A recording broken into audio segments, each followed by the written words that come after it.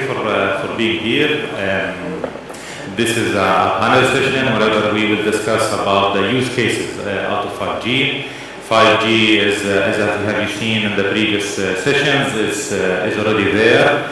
We have already deployment, but in this panel we will talk about how to make use of 5G.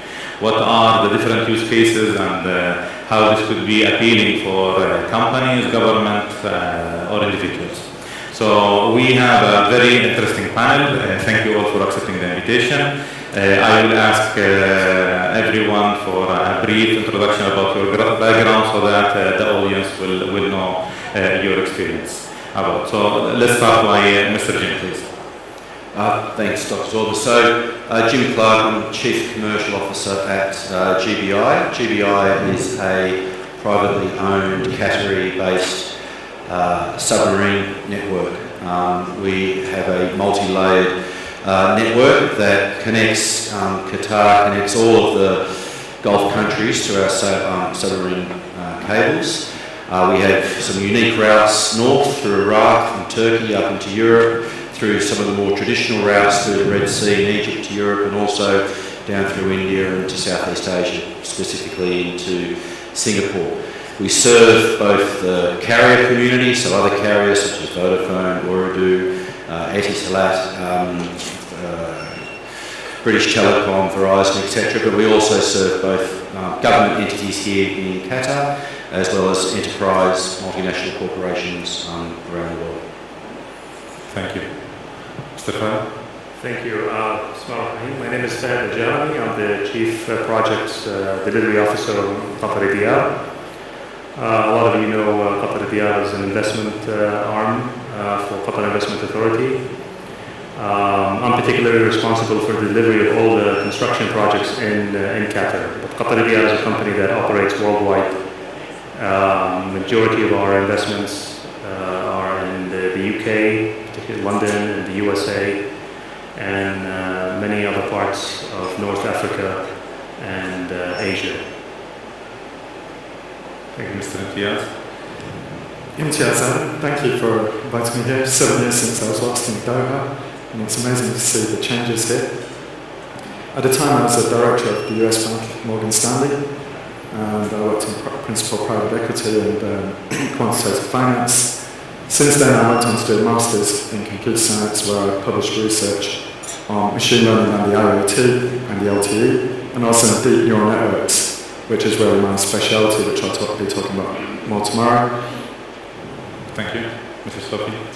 My name is Sophie Chiang, and I believe that some of you already listened to my presentation just before the lunch. But still, that I give this brief introduction that I'm a manager in the Global Telecom Business Development Group at Trend Micro.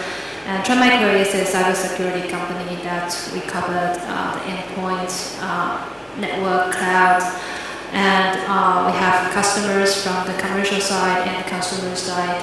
So we see that the 5G will use many IT technologies, and so the security risks that happened to IT before that may happen in 5G in the future. So as a cybersecurity company, we think that we need to have more discussion about that, and hopefully that we could contribute some of our expertise and experience in this topic.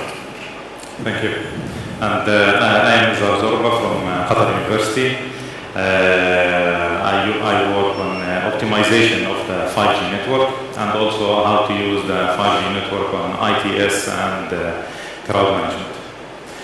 So it will be an informal panel, so we will have questions, and we are always open to questions from my audience. So please, whenever you have questions, please join us. So we will start with questions, and let me start with Mr. Fahad, just to break the ice. We know Qatar Diar is in charge of UCL city, which is a very important example of a smart city in the world. Okay, so what is the status update on the usage of IoT and how you think the 5G could help into the smart city concept? Thank you, Professor Nizar. Let me give a quick introduction about Lusail as a city. Lusail is an extension of Doha City. It spans over 38.5 square kilometers in space. It's a brand new city. It is something that we envisaged about 15 years ago to build a modern and an efficient city north of Doha. We are today 90% completed in terms of infrastructure projects. We will be done with all the infrastructure by the end of 2020. And we are also embarking on delivering large mega-scale building projects in the city within the next 3 to 5 years. The city will host the opening and final ceremony of the World Cup. We've got the largest, among the 8 stadiums, we've got the largest in the city. It is now under construction. It'll be done and completed next year. So Lusail has a special resemblance for Qatar, and there's so much focus to develop the city to be able to take the future of Qatar forward. We will host over 200,000 residents every day in the city and 200,000 visitors as well. So in total, 400,000 people will be commuting and living within the city. So from day one, we've looked into developing the master plan, and we put the idea of building a smart city in our minds from day one, from the master planning stage to the execution stage. So what does smart city mean? It's a very broad term. Yeah. Anybody can claim their city is very smart. We are not 100% smart yet, but we are targeting to be one of the smartest cities in the world because it's a brand new city and we started this development from scratch. So we already built the infrastructure. All the fiber optics have been laid. All the connectivities are there for each and every residential and commercial plot. When we talk about smart, we mean a lot of things. Let me give you a few examples of how smart Lusail City is. When we talk about electricity and electricity demand and supply, all the infrastructure, utilities are all connected. With a room of this size, we can see how much demand each flat or each residential unit consumes. And the substations are all interconnected together and monitored and controlled from one single unit. It's called LCC, Lusail Command Control Center. And these things cost a lot of money to build. This is in terms of electrical networks. When we talk about district cooling, the city is, all the buildings in the city are connected with district cooling plants, just like what you see in the Pro. Mm-hmm. This is something, this is an environmentally friendly concept and smart as well. So all the buildings are connected through a very smart network. What also is important for us is the smart intelligent traffic management system, or we call it the intelligent traffic systems. Mm-hmm. You drive across Doha, some part of the city, you'll see LED screens in the middle of the highway. They give you indication of what's ahead of you. There's a construction site ahead of you, 3 lanes become 2 lane, and then 1 lane. You get pre-advanced notice while you drive 100 or 80 kilometers an hour. All of this requires a lot of interconnectivity and real-time data through a big network. Waste management is another example of smart city concept, which we are implementing at the moment. All the buildings are connected together in an underground network that takes all the waste, solid waste from each and every building underground to a centralized locations. You don't see trucks coming in and picking up trash from your front door. You don't see that. You don't hear the noises at midnight like what you see in the middle of the city of Doha. Everything is done underground. And we, through the smart city network, we can monitor the consumption and the dissipation of waste from each and every building. So the city is built to be smart. We will only enjoy the smartness of the city when population starts moving to the city as we develop it. So this is exactly why we're thinking Lusail will be the future of the smart cities in Doha. Yes, I agree. I think that it will be one of the best examples in the world to show a smart city and how it's a use case mainly for IoT. And 5G, because the connectivity, I guess it is basically a wireline. So you have fibers that will connect the buildings and the infrastructures. Do you think that 5G will add something to whatever is existing or to whatever you have designed? Absolutely. 5G means bigger bandwidth. Mm-hmm. From what I read, it's about 10,000 megabit per second of potential bandwidth. This is huge. And the first test of this mega bandwidth will be done when the World Cup whistle blows on. When you have so much of a big population coming in a very centralized location where you need to utilize all this bandwidth in data management and the event management, which is a major requirement for the World Cup. So it will be put under test, stress test I call it. Okay. That city, I guess that one major role within a smart city is to ensure that it is robust against any kind of cyber attack. And here I come to Sophie. So within a smart city that is IoT based with hundreds of thousands of sensors distributed among the city, what do you think are the challenges from a cyber security point of view, and how do you think 5G can help in that? I would say that if you work in the cybersecurity industry, actually, you may not like the word connected, because the connected means that it's easier for any cyber attack or any malicious things to spread through the network. It's just like that if you build a castle, and the more connectivity means that you open more doors on the wall, it would be quite difficult to defend. But still, we need to figure out what's the solution. So for smart cities, I think compared to other IoT use cases, in smart cities there will be lots of sensors, lots of constrained devices that we say that they are the devices with limited resource. So it will be difficult to defend at the endpoint side. And so that's why we think that to have security protections in the network side will be more important than ever.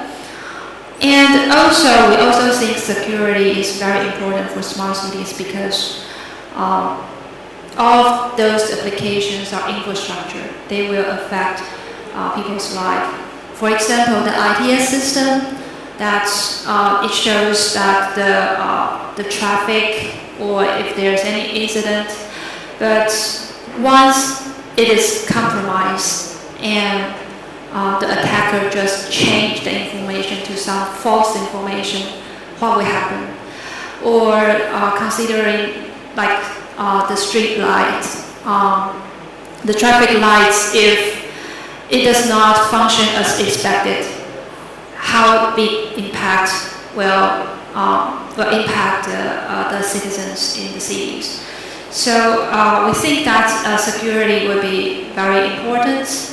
And how 5G could help that, I don't really think that 5G could help us solving the security concerns, because some of the root causes from the 5G itself, because 5G want to provide fast bandwidth or provide low latency, so they make changes, and so that's bring the challenges to us.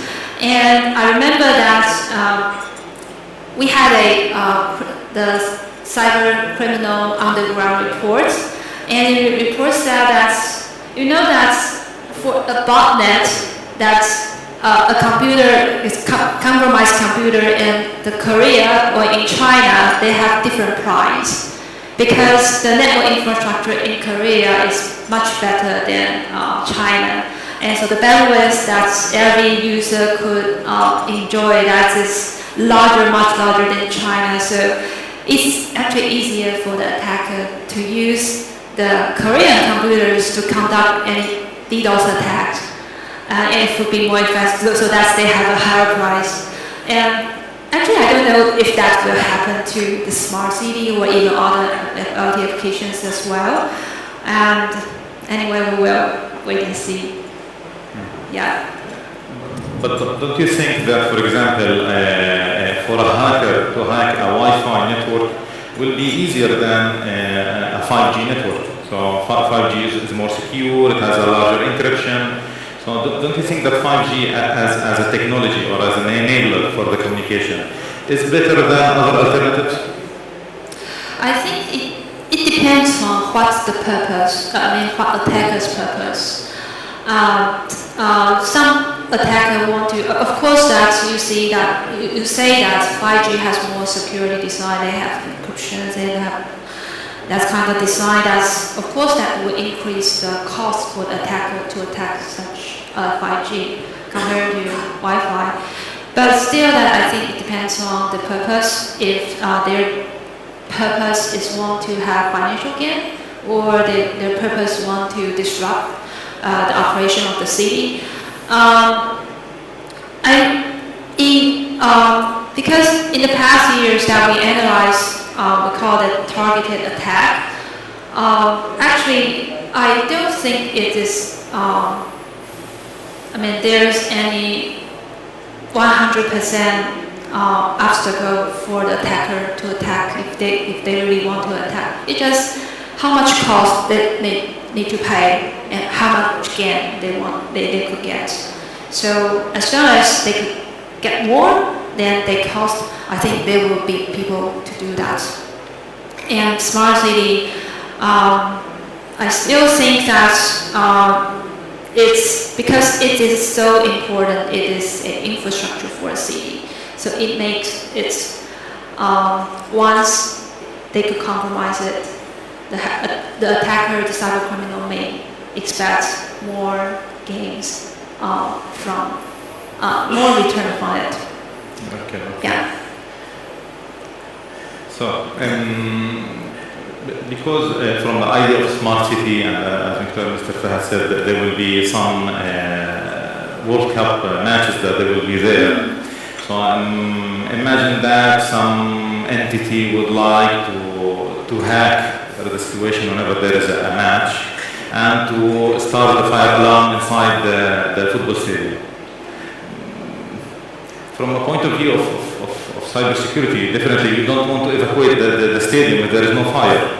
On the other hand, if there is a fire and you don't evacuate and there is at least one casualty, then the world will not stop talking about us. Mm-hmm. So from a cybersecurity point of view, 5G, I hope, or I think that it can provide something more into this use case to enable more security within your company as a leader within the security and cybersecurity.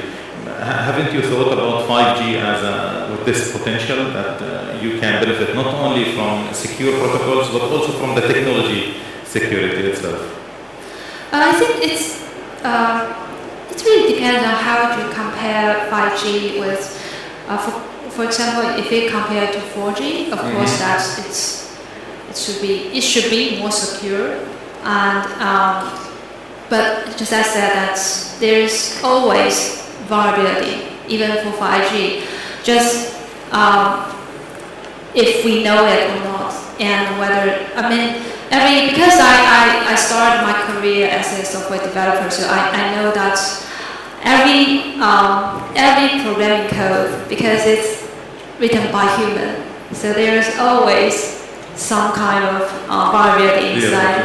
Yeah, so 5G, although I think it's relatively secure, more secure, but I wouldn't say it's 100%.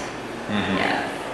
So, but back to the stadium or the games, World Cup games that you mentioned, I think that still the key concept in security is you need to have layered defense, and you do not assume that you could trust anyone or any device, any connection. So you will always think about, there's always possibility you will get compromised, you will get infected.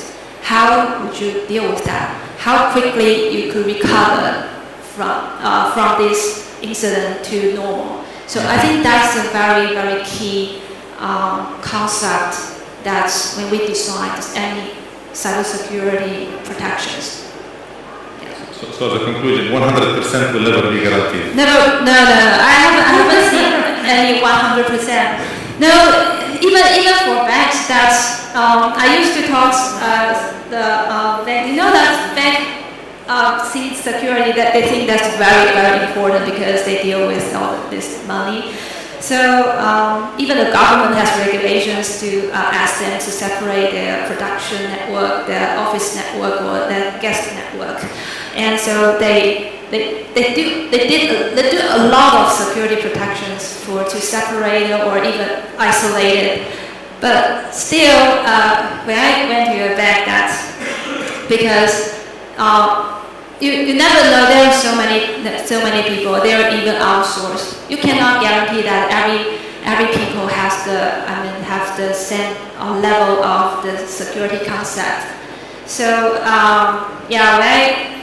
this is true that when I went to a bank, of course it's a smaller bank, and although they did the network isolation, but the administrator, because he want to be easy manage both network, so he just connect his computer to both network. So that is a very severe security vulnerability in the whole network design. So that's just one case, and we've seen lots of much more cases. That's so never think that you could do 100%. You are 100% secure. So every time, just remind yourself that there could be some security incident happen. And in addition to those security protections, how to build up an operation to quickly to restore or to inspect, to discover those security incidents and restore all the systems. I think that would be important. I think that concept also apply to the smart city or other applications. Thank you. Yeah. Then coming back to the same question of matches and broadcasting. So, Mr. Jim, do you think that 5G, from your background in operator, how it will help to achieve better broadcasting for video with we know the properties of 5G, of latency, jitter, and high data rate. What do you think that will be the advantage of 5G in all of this broadcasting?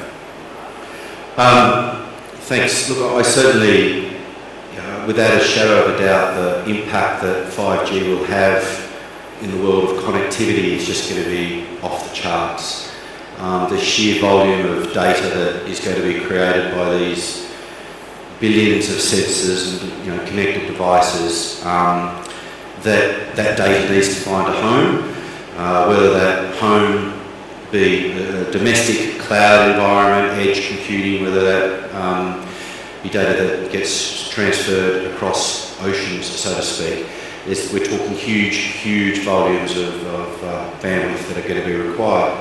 And certainly one of the key aspects that 5G provides, or at least speaks about, is around latency. And latency internationally is just as relevant as domestic latency. How you get that one or that zero from country A to country B on the shortest possible path. And broadcasting is certainly a very critical use case where 5G and the lowest latency international paths are incredibly important. The French Open earlier this year at Roland Garros, the French television company that had won the rights to broadcast that particular event was using 8K cameras courtside. Those 8K cameras were connected to 5G cell sites provided by the service provider there in France, which in turn was connected to the various broadcast and media boxes companies. Those broadcast companies would then be using companies such as ourselves and other international telecoms network operators to determine what those lowest possible paths from a latency perspective are to get those broadcasts from country A to country B. So certainly as that impact increases the need for these broadcast companies to think about those types of what's the best answer that they can give to the consumers that are watching these sort of broadcast events, for example. Latency and the paths that drive the lowest possible latency will be incredibly important. Thank you. Within the broadcasting, I think that now it is commonly considered that the system will learn and the system will adapt to whatever is the scenario so that we will have the better performance. So, Mr. Diar, what do you think about any possibility of artificial intelligence, machine learning, deep learning? Well, how do you think that the 5G will have an impact in such a use case? So thank you for that. But just before I answer that question, I just want to pick up one point on security that was mentioned before. Okay, go ahead. So I think we should clarify with 5G, it's a double-edged sword in the sense of security, because as he correctly pointed out, Dr. Zorba, in actual fact you'll have enhancements in the fact that relative to 4G. Because when you get to edge computing, as Jim pointed out, and indeed as far as engaging in his buildings and in the new city, you're actually decreasing the flow of traffic that's going back and forth between a server, a remote cloud server, which actually means you've got less opportunity to hijack. So it's actually more secure as you're doing more processing at the point that 5G will help enable a machine to machine. The other thing is that when we enable network slicing and virtualization, that will also reduce the risk, because if there is a cyber hack, it will just affect that one bit that has been virtualized, not the entire network. Okay. The third thing, though, is that it is the device, though, where you get the vulnerability. So making sure you've got adequate security on the device, which was the weakness when WikiLeaks, etc., that those guys actually hacked into toasters and fridges in the US, because so far many of the manufacturers have ignored the security on the device, and that's maybe where the effort has to go. But coming back to your point, AI will play a crucial role in enabling 5G at the customer usage level. The two are going to go hand in hand together through the 2020s. The amount of data that's going to be generated, for example, in a new city, in Fahad's new city, and with his operations, you'll need, and I'm glad you used the word intelligent, because as you said, smart gets overused. Smart just means you're connected. We're going to a world that's going to be intelligent, where intelligence is going to come out of a remote cloud server and be on the devices that are around you, whether it be your smartphone, a camera, the devices that you're using, smart sensors, intelligent sensors. Machine learning, deep learning will be sat on them rather than a remote cloud server, and it will enable an intelligent customer usage, optimization, personalization. And that optimization, when you scale it across a city or across a country, enables massive savings, big impacts on things like climate change, reduced energy consumption, enhanced efficiencies, but also getting to understand the customer and enabling responses back to them, be it from entertainment and broadcasting, be it in terms of healthcare. It will have massive impacts on healthcare, transportation. As you pointed out earlier, for example, if a car is broken down somewhere, you can broadcast to the network and tell people to avoid that situation, that road, or avoid that part of the road before they get there. And in particular, if you've got bad visibility, which certainly where I come from in London, in the UK, is quite common with the weather, the fact that you know there's a hazard coming up and you can adjust beforehand, which again saves lives. But again, so we mentioned things like healthcare, real-time. We're going to go to near real-time interaction between 1 millisecond optimized, or maybe they're getting about 4 milliseconds in the US on 5G networks, but that's close enough to real time. So you can actually start using predictive analytics with sensors around you, detect if somebody's going to have a heart attack before they have it, detect that an old age person who's living in a home has fallen over or not responding, and alert and get the emergency services there. But also, as mentioned, changing retail and e-commerce. We're getting the presentation earlier today talked about Industry 4.0, the new industrial revolution. That will affect things like retail as well as industry, that we can get to intelligent, not just smart, but intelligent manufacturing, work out predictive analytics when outages are going to happen before they happen, and then respond so that you don't get the damage to the machinery or the interruptions to your production. Same with retail. We waste 210 billion per annum around the world on unsold inventory. It's a very unintelligent, dare I say, without wanting to sound rude, dumb system right now, both economically and environmentally. With 5G combined with machine learning, we can do better predictions on what the customer wants and stock accordingly. So it's a huge transformation. One more point I'll quickly make. The mobile network operators, in my opinion, are looking at this in the wrong way. The talk that I keep on making is, how are we going to monetize 5G? How can we make the customer pay more for the subscriptions? That isn't always the way. When you look at 4G, for example, many of the mobile operators are kind of saying, well, it was Uber, it was Amazon, it was social media, it was e-commerce that got the value more than us. Well, actually, it's about giving value to the customer. If you give value to the customer, they'll pay for it indirectly or directly. So it's finding ways that you create applications that give value to the customer. And if that value, if it's genuine value, you will get the money back, either through subscriptions or more likely commissions, etc. So that's the way you've got to look at the world. Thank you very much. So, Mr. Jim, imagine that, for example, now here the network, the 5G networks, Vodafone and Ooredoo, they will be state of the art, they will be top of the notch. So, but what will happen whenever, for example, there will be some 5G connection from another country that is not that developed in terms of technology? How can we guarantee a global quality, okay, in terms of latency and throughput whenever it is across several countries? How do you think that 5G would help in that? I think that the most frustrated people in that sort of scenario would be the roamers, the ones that are travelling from countries that are fully 5G enabled to 4G or 3G countries and get the negative sort of user experience when they land and turn on their phones. And it's like, sorry, Imtiaz, but going back to the UK these days and enjoying the 3G capabilities that the UK seem to have at the moment. But look, I think from a global network perspective, ones and zeros are neutral, right? So it doesn't necessarily matter from us as a carrier point of view in terms of how we transport, whether it's 5G traffic or 4G traffic, it's still the same. One of the key areas that we focus on, though, in my particular business, and I believe that many of the carriers are starting to go down a similar sort of path, is the point that I made before, and it's all around latency.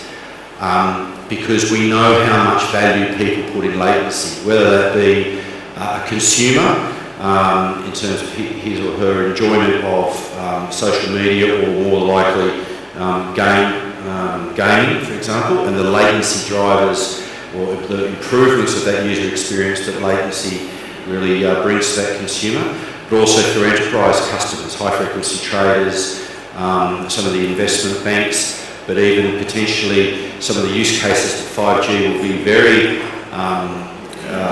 has huge potential in with remote medical appointments and so on. You can see specialists in country A being able to treat patients in country B because of 5G in both those locations. So, I mean, the international network connectivity piece of it is probably not something that's really thought of much when people think of 5G and the ecosystem with which 5G has created, but that connectivity is extremely important to ensure that user experience, whether it be consumer or enterprise or government for that matter, is optimised between nations. Thank you very much. We said before that whenever there is a question from the audience, please join us. So, no questions? Yes, please.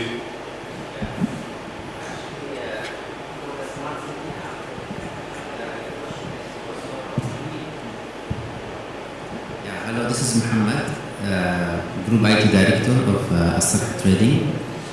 My question is for Sophia regarding the smart city. Do you know that now, you know that we are having now application really touching the life of the people. It's not now a matter of a data encrypted that we might pay to get it back or etc. So do you feel that we are ready to the security requirement of a smart city, since this application really touching a lot of people life? Thank you very much. The question about security? Yeah, it is about, I understood it is about security and how it is not only about from a technology. Not only about security.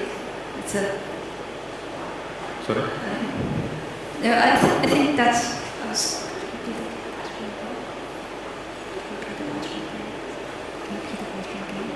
Yes, okay. So I understood from the question that the importance of cybersecurity is on humans and how some cyber attack can cause casualties, right? This is your main concern.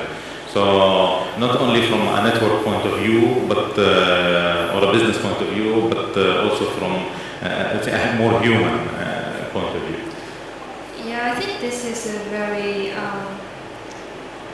good question, because actually during our experience that usually the weakest link is human. It's not any system. Usually it's human is the weakest link.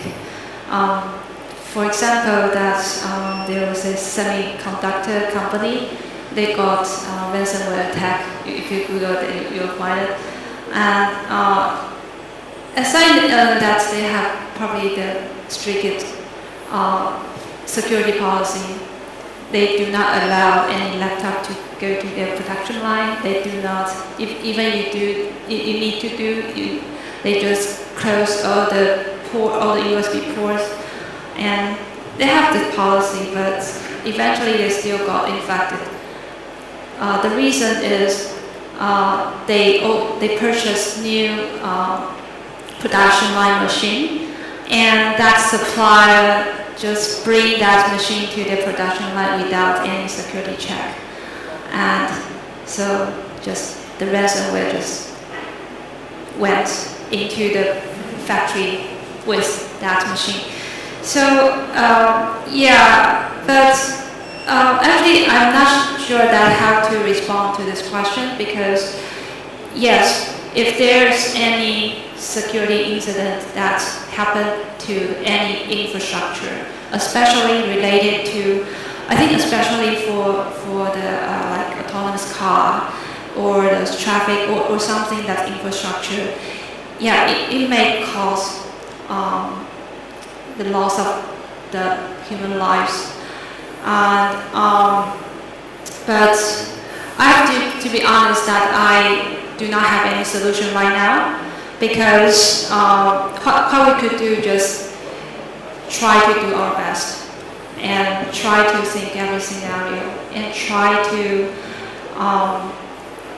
discover such incidents as early as possible, because usually it's not just one click and everything just goes wrong. There always should be some something you could sense in the beginning. For example, if you find that someone is trying to log into your system, trying to break in the system, if you can sense, you could discover those incidents at that time, that you could prevent all the damages afterwards. So yeah, I do not have a perfect answer today. Yeah. So we are still trying to figure it out. Yeah. Yes, please. Hi, my name is Moin and I'm from AE, Arab Engineering Bureau. Basically, like my question is regarding the ITS, and there's a second part of the question, but probably the panelists themselves can decide who is the right person to ask this question. We can see that as Mr. Fahad was talking about these ITS display boards, which gives you advanced information of what's happening on the next street, which roads to avoid, what's happening where. And I can understand that there's a huge amount of investment basically, which might be required to set up the control centers and display all these informations. Now, don't you think that with the advent of this 5G and with the applications, basically mobile applications like Google Maps and the Waze and all, which tells you the real-time traffic, like which is congested, where to go, which is 5 minutes faster and 3 minutes slower. These ITS will have less implications, or they have less meaning because these are the fixed boards installed at a place. There are chances that you overlook it, you miss it, and you don't see it. And the second question basically is regarding the cyber security. Russia claims to have 25 million cyber attacks during the World Cup. This was probably when the conventional technology, probably the white and all was there. I want to understand, we have been listening good about the 5G. With this 5G, these attacks could be 50 million when Qatar organizes the World Cup? Is it a possibility, or with the 5G, or if you change the platform to 5G, it will be all reduced basically? Thank you. I'll answer the first part. Yes, please. I'm not an expert in security, but I know a lot about ITS and the infrastructure associated with ITS, which is the intelligent traffic systems. Having an application on your phone does not replace having ITS investment in the network, the city, the highways, the expressways. One cannot replace the other. First of all, we cannot ensure that everybody has an application on their phone. Number two, we need the sensors, we need the infrastructure. We need to build everything for us to be able to download things and make use of that data. So there's no way around not investing this much of money into the infrastructure. And this is something that we believe is worthwhile. This is something that the city will benefit from. We will be able to divert roads, open and close roads using these sensors, and we will be able to give better lifestyle to the inhabitants and the population of city of Lusail. And we will see the shift going from the various parts of Doha city to Lusail. These little things that are offered in the city will be among the other things that the city offers in terms of landscaping, boulevard, the beautiful promenade that we have on the Corniche, the Sea Lusail. It's like a big piece of Lego. ITS is one part of it. While establishing a live example of a smart city, basically, which Lusail is basically, what do you think, when the future is basically connected vehicles, now the next trend will be connected vehicles, autonomous and connected vehicles. So is Lusail ready for that as well? Okay, can you repeat the question again slowly? The future, basically, the future of transportation might be the autonomous vehicles, the vehicles which does not require the driver to drive on. Yes. And probably there are news that some of the countries will have certain percentage of autonomous vehicles during end of XYZ years. So what are the plans for Lusail? Is Lusail ready if autonomous vehicles comes in the next 2, 3, 4 years on road and it becomes a reality? But it's a reality. It's a very good question that I don't have an answer for. This is way ahead of us at the moment. We're trying to build the basic smart city and autonomous vehicles. This is something getting tested now in Europe, like the UK or California and the USA. And it has been successful to some degree, but I haven't seen it in Doha, or I haven't seen anybody discussing it at the authority level at the moment. But the city can have something like that. If we want to adopt it, the infrastructure is there. The cablings, the sensors are there. It's a matter of tweaking those systems and investing a little bit more to be able to make use of these autonomous vehicles. But I don't really know when. So I have to add on this use case because it's an important one within 5G, the autonomous vehicles. So for autonomous vehicles, the main, or one of the main issues is to be connected, fully connected. So we need a whole infrastructure to get the information from the vehicle, retrieve back the information to the vehicle, and for this kind of information, it has to be exactly real time. So whenever Mr. Jim said about latency, so latency, we will have one of the highest impact for the low latency issue will be in autonomous vehicles. So autonomous vehicles will be a driver for the 5G consideration, and I think that so far no any other technology can enable wide deployment of autonomous vehicles except 5G. Yes, we know there are IEEE standards, but they are not widely used, not like 5G. So for autonomous vehicles to succeed, definitely 5G, it will be a must. So it will be deployed in the smart city, and the main issue will be how to get information back and forward with these cars. I think the interesting thing for me on autonomous vehicles is not so much the technology. I think there's obviously a lot of very smart people who are working on the technology to make it work. I think the bigger issue that, in my perspective, will take a lot longer to solve is more the regulatory side. So how are you going to regulate autonomous vehicles? How are insurance companies going to insure autonomous vehicles? How are they going to work out their business models for that? Technology, brilliant, smart people, 1,000 times smarter than me, will sort that out. The regulatory side, though, that to me is a much bigger problem. So I just want to build on what Dr. Zorba said. So I've worked on object detection for autonomous cars and also deep reinforcement learning, which are some of the methods used for computations on the vehicle. But as pointed out by Dr. Zorba, the problem you've got with 4G right now, the latency, and also, as Fahad said, the capacity, right, the bandwidth limitations. So autonomous cars need to communicate with each other. Right? You're not making a decision in isolation. They need to optimize to avoid crashing. So if you're relying on a remote cloud server like you do today, and you've got, in New York that has the lowest latency with 4G in the US, 40 milliseconds, right? And that's the lowest. It can go a lot higher than that, more than double.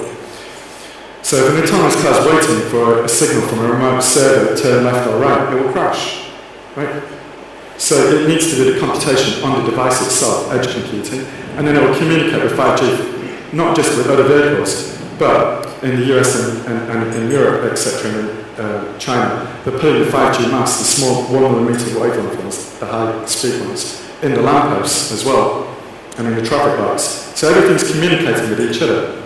And it kind of builds on what Fahad was saying you're already building today in Qatar, because in the city, in the smart city, intelligent city, which is that you're going to have device-to-device communication and human-to-device communication that allows you to optimize already if you've got a traffic jam somewhere. A Google Maps is just telling you there's a traffic jam. It's not interactive. But with an intelligent system, as Fahad pointed out, you could actually switch the traffic lights, right? Because now you detected there's a problem.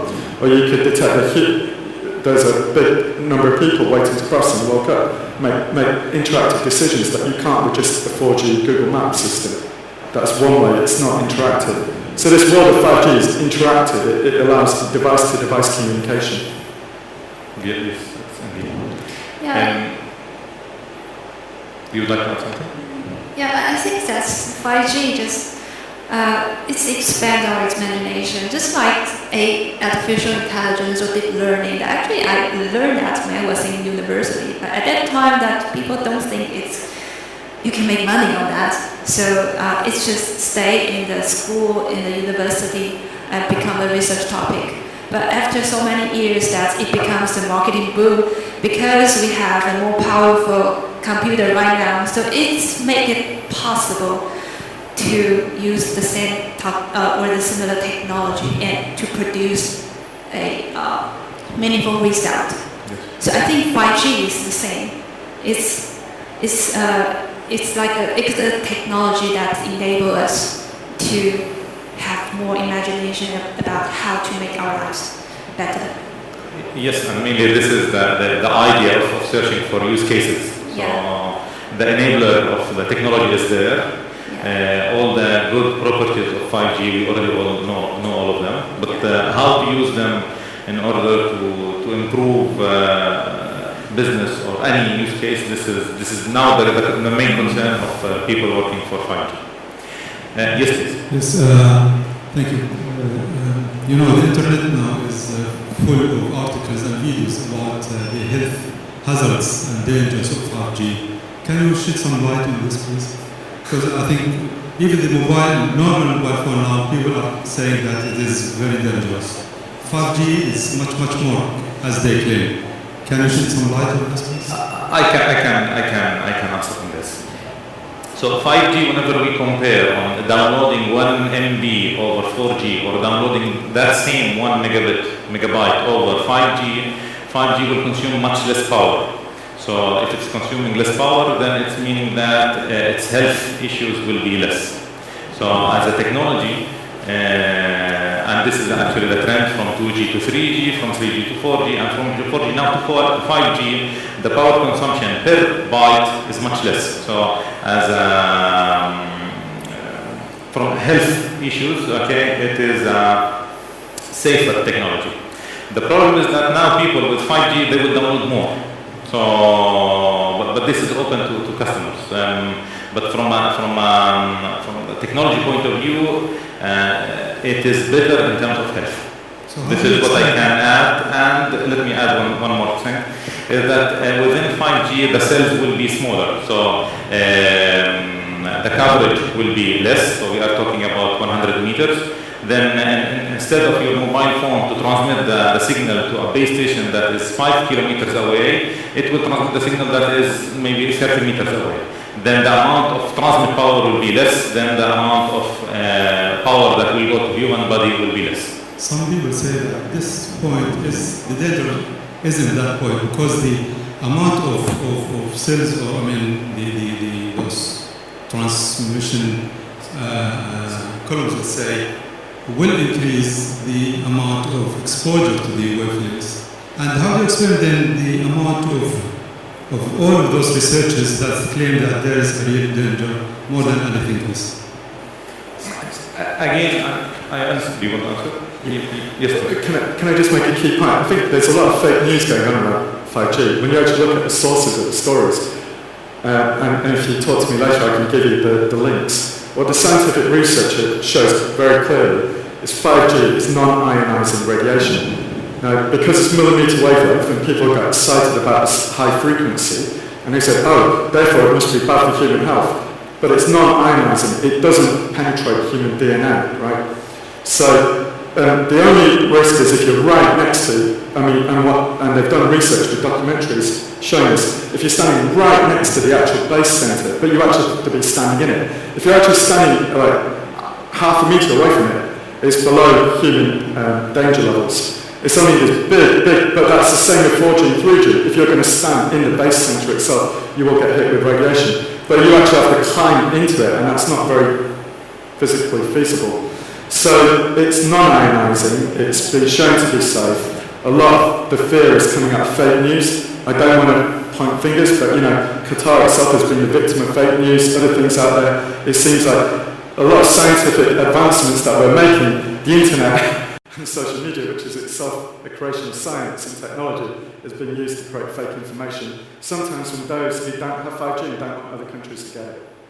Thank you. Excellent. Yes, we are using this 5G generally for the individual users, like we are using the 5G mobile facilities. What is regarding the enterprise solutioning point of view? Because now in the business we are using the ERP packages on the cloud, then legacy is also on the cloud. Then how this 5G will play a role in the enterprise level? I think if I just repeat the question, was what role does 5G play for enterprise? Okay. I think every industry vertical will be different, of course, and every industry vertical will have its own use cases. If I think of one, agriculture, for example, there can be significant efficiencies gained in the vertical of agriculture with the use of IoT sensors connected via 5G connectivity, particularly for moving livestock, for monitoring livestock, for monitoring soil moisture levels or soil temperature levels, etc., so that farmers, and not just your average individual farmer, but big corporate farming groups, can ensure that they're tuning their own business systems to get the most out of that finite resource in that particular agricultural area. Whether it be logistics, certainly I can think of a company in Australia called CHEP, which makes pallets. One of the biggest issues that CHEP faced was pallets that would go missing.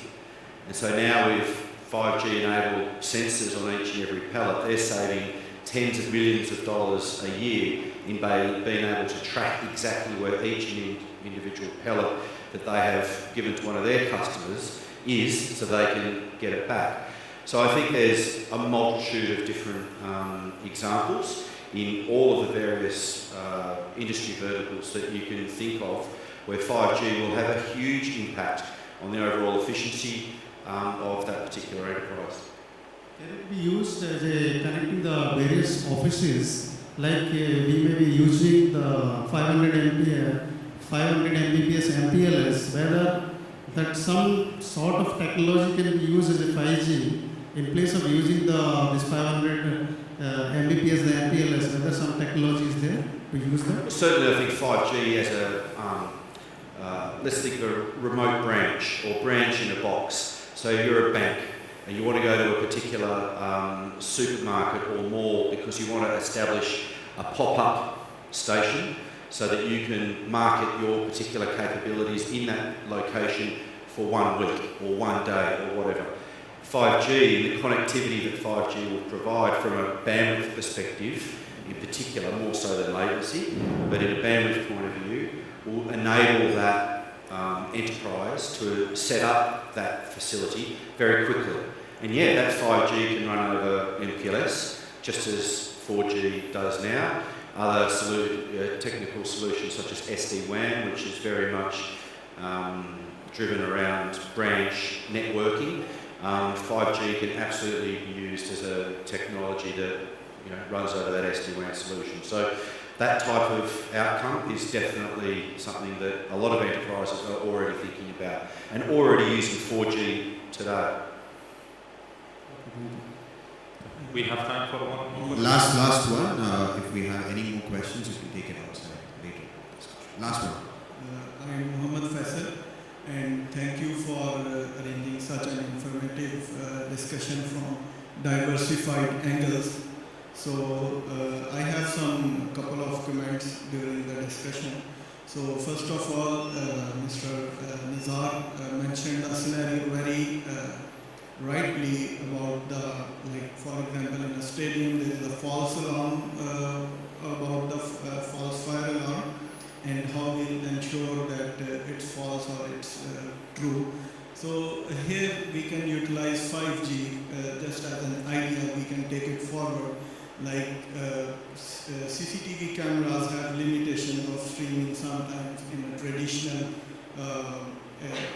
let's say equipment. Utilizing 5G individual live streaming from each and every meter of the stadium would add more security into the overall environment. For example, it's normally chances are less that all the segments will be compromised, but one of the security aspect is segregation or segmentation. So one segment is the fire alarm system, and then there could be another segregated segment of CCTV monitoring where we can verify and double check that okay, if any particular area there is fire alarm, whether it's true or false through a CCTV. Then one of the questions was related to encryption, that now technology is touching to our lives like electricity and water purification plants and other electric signals. So previously we had legacy equipments and legacy technologies with less communication power. So when we talk about the security and encryption, we need more bandwidth and more communication capabilities. But in traditional technology, we had to compromise on the encryption. We were using smaller keys. But with this power of 5G, we can enhance our security capabilities and we can use bigger keys of encryption, which will obviously enhance the security of the technology which is touching the life. And last point is regarding the autonomous. We have heard about the news that in Qatar, this ART, Autonomous Rail Rapid Transit bus being experimented. So I hope this is in progress and this must be utilizing the 5G. So if someone would like to add that what's the status and where we are going with this ART, that would be great. Thank you. Thanks again. Thank you. So I can add on the encryption side. So 5G is assuming that devices are powerful enough, which is a fact. And thanks to this feature, then the devices can encrypt with, as you said, a much larger key. Running, years ago, running turbo codes or LDPC codes was impossible, was purely theoretical, but now it is actually a fact. So yes, the technology itself, well, thanks to the progress that we have in silicon and in processors, then yes, it now ensures a much higher security by itself, okay, without any secure protocol on top. For autonomous vehicles, can you repeat the question? Actually, I have the news actually that in Qatar, the autonomous rail rapid transit is being tested on the roads, on the Qatar roads, and this news is exactly speaking, if I tell you that it's July, 16th July this year, and this one of the tram looking like long bus which is autonomous, and for sure it is one of the flagship utilization of 5G. These are being experimented in Qatar. So if you like, I can share this news as well for the audience. Okay. So I thought that if there would be some update on it, if anyone would like to share on it. Okay. So it's already being done in Qatar especially. We are living in the region especially. I can answer on this, if you allow me. So, yes, but it has been tested on a closed environment, as long as we know from news. The testing on a closed environment does not show the advantages of autonomous vehicles. Autonomous vehicles need to deal with non-standard environments. So you cannot say that my autonomous vehicle will work fine as long as there are no crashes, no one is crossing the street, and so on. So in order to get the benefit from autonomous vehicles, you have even to emulate every possible scenario, which is impossible, or to put some kind of intelligence within the vehicle. And the 5G role will be that the vehicle needs to sense what's around, okay? To communicate with other cars, vehicles, and to sense by itself that there is some guy who wants to cross the street from a non-indicated area.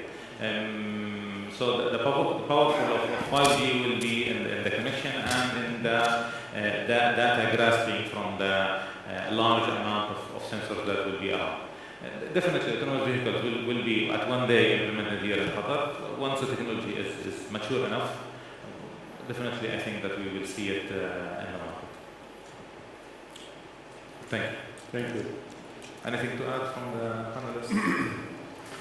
So, thank you very much for attending this panel session. The panelists will be available if you have any further questions for face-to-face questions. And thank you very much.